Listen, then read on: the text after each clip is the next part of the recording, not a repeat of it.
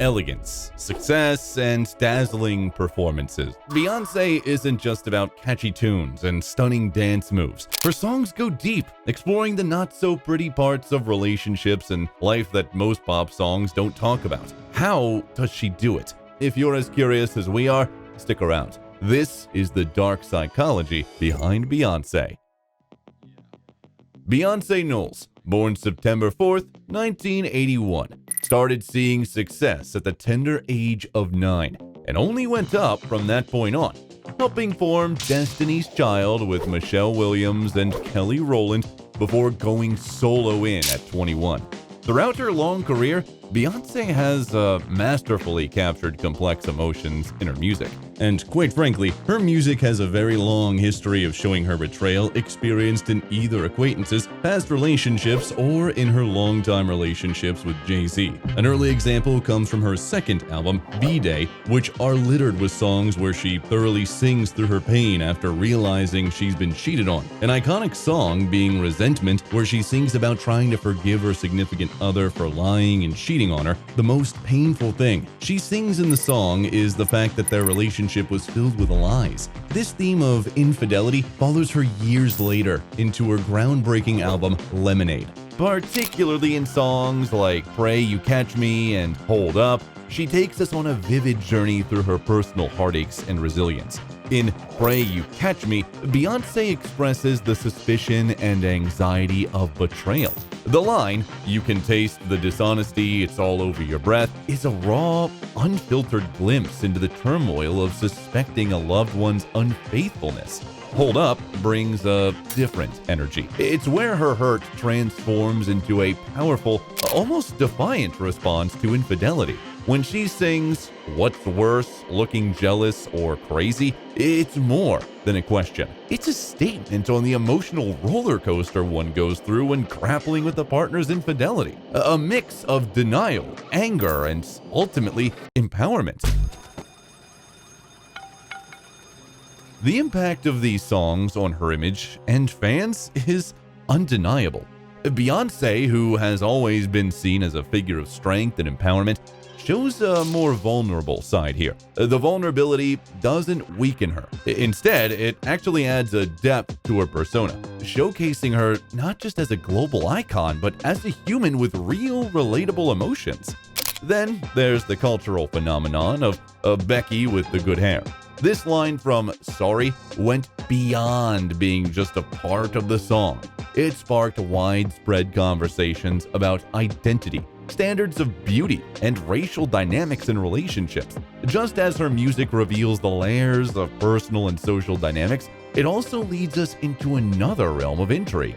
Being a black woman in America with a lot of power, it's actually impressive that Beyoncé's music doesn't shy away from difficult topics. More specifically, racial issues being experienced every day. Take the song Freedom from her album Lemonade. Freedom, I can't move. It's like a battle cry for women, especially black women, to stand up and fight for their rights. The music video is super powerful too. It shows the moms of Eric Garner, Michael Brown, and Trayvon Martin, 3 black men who tragically lost their lives. She uses her platform to bring awareness to very difficult topics that most artists would be more comfortable avoiding. Beyoncé's singing March on the regular painting white flags blue runs deep. Firstly, it invites the listener to follow along with her to march, turn from apathy to activism. Secondly, white flags are typically a sign of surrender in the Navy, and while the paint in blue is up to individual interpretation, we personally see it as one of 2 reasons. Blue is typically a color of peace and stability, and rather than to just give up, she wants a mutual understanding and for all groups to be okay with it. Another reason is for her daughter, Blue Ivy, and making a point to not simply give up in order to keep the world safe enough for Blue to grow up in. Black Parade is another one of her songs that's like a big celebration of being black. One thing special about this song is the timing of its release. The song was a surprise drop during peak pandemic on Juneteenth 2020. As we all know, 2020 was a special year for several reasons. COVID, of course, and the protests for George Floyd's wrongful death immediately after lockdown. In addition to the topic of police brutality being at its height, the diaspora was also having issues between African Americans and Africans in general. Keeping all this in mind though, Beyoncé once made the song not only to unite two diasporas for peace and unity, but to also remind black people in general that they have a lot to show for and a lot to be proud of. The video is full of African culture and shows off natural black hairstyles. Beyoncé even helped start a list of businesses owned by black people to help support them. Beyoncé once said, "I'm not just a celebrity, I'm an artist and a woman and a mother and a black woman." She knows she's got a big voice and she uses it to talk about things that really matter. In another interview, she said, "I have responsibilities to the culture." And you can see that in her songs. They're not just for dancing and having fun, no. They're about bringing people together, making them feel proud of who they are, and fighting for what's right.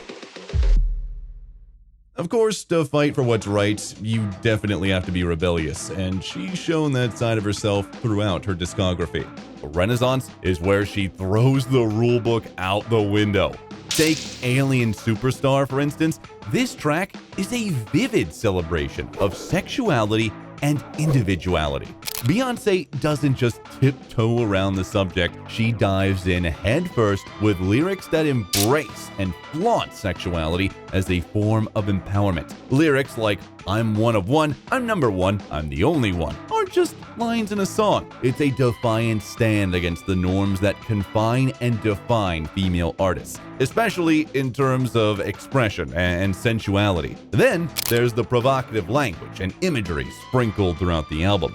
Beyoncé uses these tools not just for shock, but also as a means of artistic expression. It's her way of challenging the listener, urging them to reconsider their preconceptions about what a pop song can be and say. Church Girl is where the rebellion hits a crescendo. Here, Beyoncé takes religious imagery, typically associated with conservatism and restraint, and flips it on its head. She blends it with risque lyrics, creating a juxtaposition that's as surprising as it is thought-provoking. It's like she's daring listeners to question their own beliefs about sacredness and sexuality. But that was not always the case. Beyoncé's music often portrays an illusion of simplicity, masking deeper, more complex themes. In Sweet Dreams, we see the first hints of this illusion. The song's catchy, rhythmic beat and dreamlike melodies hide a narrative about a potentially toxic relationship. Lines like "mention you when I say my prayers" suggests an idealized love, yet the underlying message is one of obsession and unease, painting a picture of love that's more of a nightmare than a dream. Then there's Drunk in Love, where Beyoncé presents a more mature and raw depiction of love. The song's overt display of passion and desire portrays a whirlwind of intense emotion.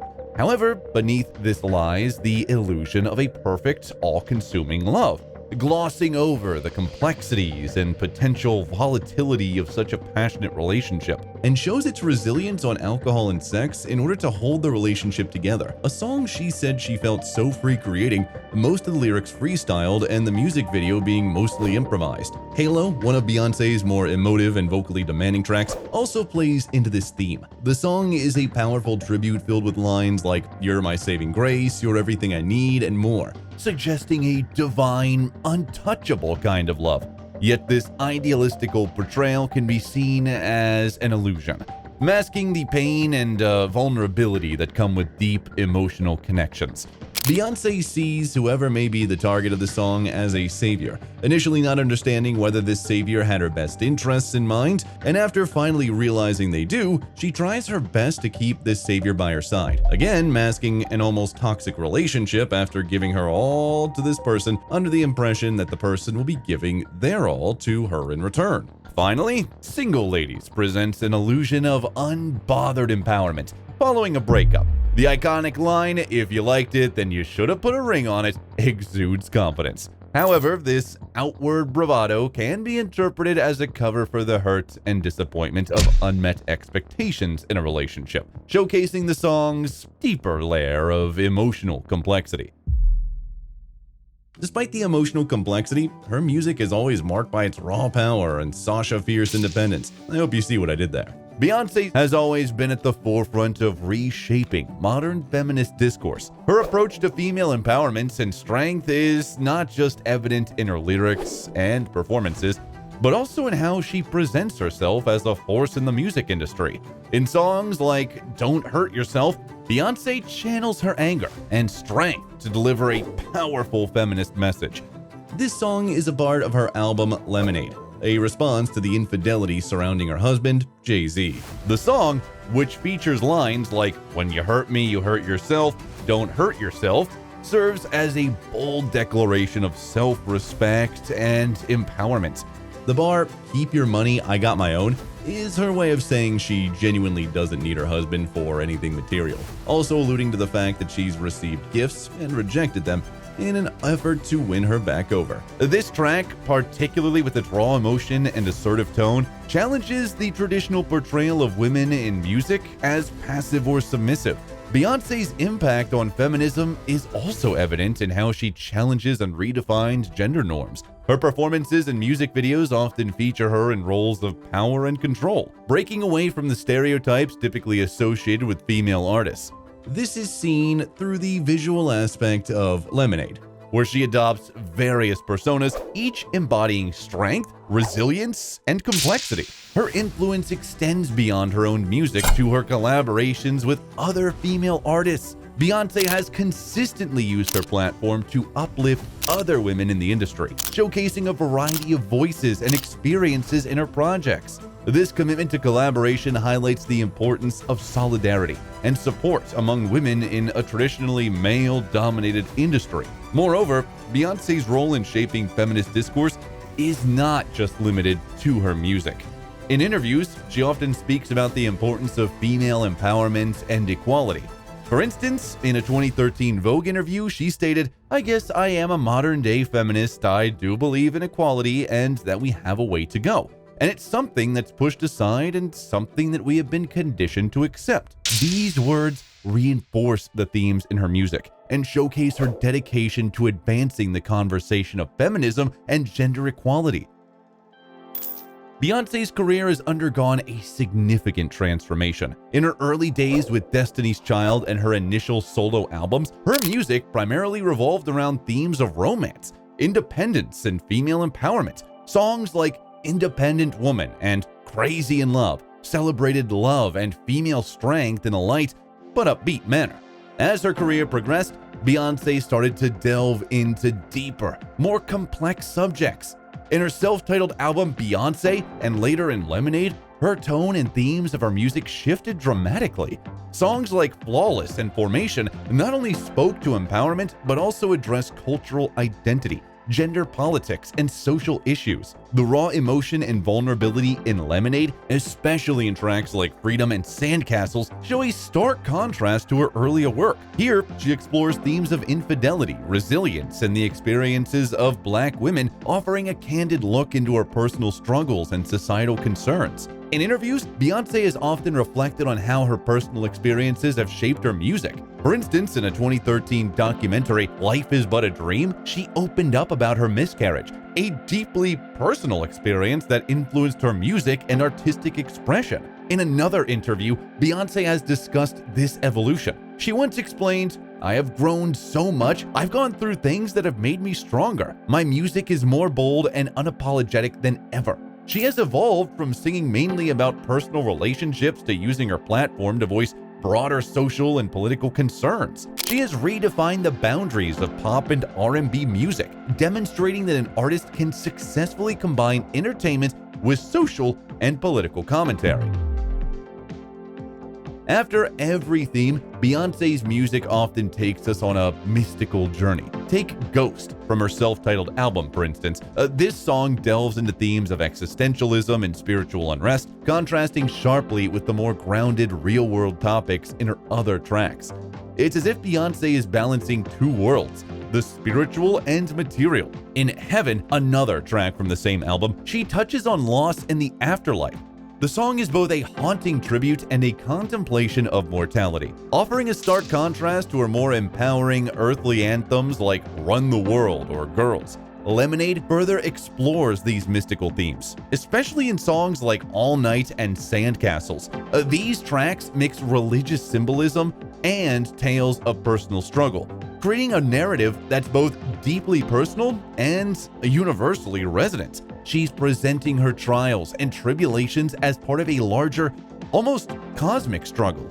The controversy in her approach lies in how she mixes these spiritual themes with more secular, worldly matters. In Formation, for example, she tackles social and political issues while still infusing the track with religious imagery. This blending of the sacred and the profane has been a subject of debate among fans and critics alike. It raises questions about the roles of spirituality in pop music and how it interacts with more earthly concerns. In an interview with Harper's Bazaar in 2021, Beyoncé opened up about her spiritual side. She said, "I feel a deep connection to God and nature. I've learned how to listen and trust in my intuition." This statement offers a glimpse into how spirituality isn't just an artistic choice for her. It's a personal belief that influences her life and work. All in all, Beyoncé's music shows us the real and sometimes hard parts of life. Her music hijacks the art of glamour in order to expose us to the hidden truths about racism, femininity, and empowerment, while also slowly being sure to show us her evolution as a person and an artist, albeit slowly. As she keeps making music, she'll probably keep surprising us with new songs that make us see reality on a more profound level, as she continually sprinkles real-world issues in an effort to bring them to light. What do you guys think? Let us know in the comments section what you think. If we missed anything, and if you have any other artists you'd like us to cover, as always, see you in the next one. Toodles.